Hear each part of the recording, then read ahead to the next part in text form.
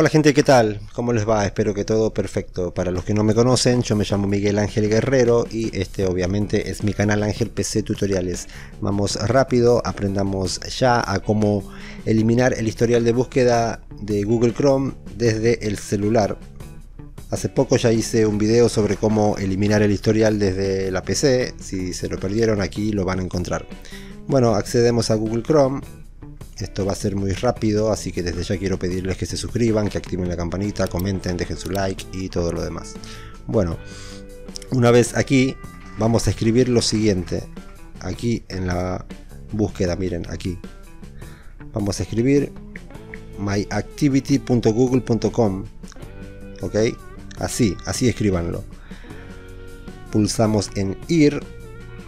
Nos va a llevar a la página de mi actividad de Google.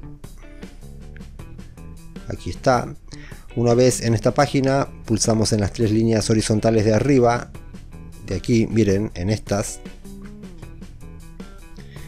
Ahora en eliminar actividad por, en la primera opción.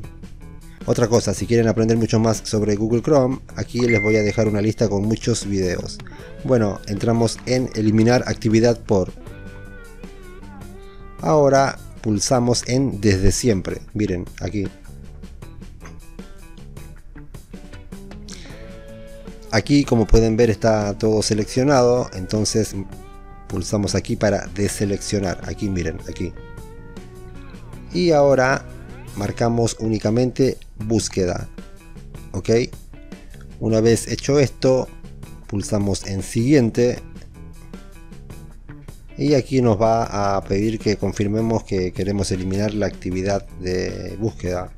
Le damos en eliminar. En mi caso yo no lo voy a hacer. Esto es solo para la demostración. Ok.